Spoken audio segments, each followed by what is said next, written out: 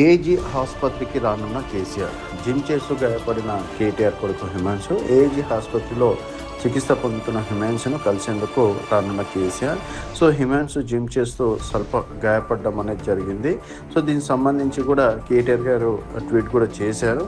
So Himanshu ఆరోగ్యంపై స్పందించిన KCR, sports ఇంజరీతో చికిత్స పొందుతున్న హిమాంశు, అలాగే గాయం స్వల్పమేనని తెలిపిన కేటీఆర్, మరికొన్ని రోజుల్లో పూర్తిగా కోలుకుంటాడన్న కేటీఆర్, ఫోన్లు మెసేజ్లతో పరామర్శించిన అందరికీ కృతజ్ఞతలు తెలిపిన కేటీఆర్.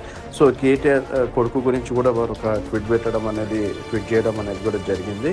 సో జస్ట్ అంటే పెద్దగా ఇంజురీ ఏం కాలేదు, స్పోర్ట్స్ ఇంజురీతో ప్రస్తుతం అయితే చికిత్స పొందుతున్నారు. అండ్ గాయం కూడా స్వల్పమేనని చెప్పేసి కూడా కేటీఆర్ గారు ట్వీట్ చేయడం అనేది జరిగింది.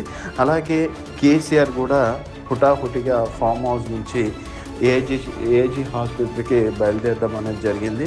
సో మనమాడి ఆరోగ్యం గురించి కూడా ఆరా తీశారు. సో ఇప్పటికైతే పెద్దగా గాయం ఏం కాలేదు అని చెప్పేసి, అంటే చిన్న గాయమే అని చెప్పేసి చెప్పడంతో ఇటు కేటీఆర్ అభిమానులు కావచ్చు, కేసీఆర్ అభిమానులు కావచ్చు ఊపిరి పీల్చుకున్నారని చెప్పేసి కూడా చెప్పుకోవచ్చు. ఎందుకంటే హిమాంశు ఈ మధ్యకాలంలో సేవా కార్యక్రమాలు కావచ్చు, తర్వాత ఇతర కార్యక్రమాలు కావచ్చు, తర్వాత తండ్రికి తగ్గ తనయుడిగా, అలాగే కేసీఆర్కి మంచి మనుమడుగా కూడా ఈ మధ్య కాలంలో చేసినటువంటి సేవలు కావచ్చు, అలాగే కేటీఆర్ తోటి వరకు ఉన్న అనుభవం కావచ్చు కూడా మనం చూస్తాం. గతంలో చూసుకున్నట్టయితే ఒక స్కూల్ కూడా కట్టేయడం అనేది జరిగింది. సో వాళ్ళు పవర్లో ఉన్నప్పుడు ఒక స్కూల్ కూడా కట్టేయడం అనేది జరిగింది. ఆ విధంగా అంటే చేసినటువంటి మంచి పనులు కావచ్చు, అట్లా ఇండైరెక్ట్గా కేటీఆర్ కొడుకు కూడా ఫ్యాన్స్ పెరిగిపోవడంతో వాళ్ళందరూ ఒక్కసారిగా ఆందోళన చెందడం అనేది జరిగింది. ఏమైంది హిమాంశుకి అని చెప్పేసి.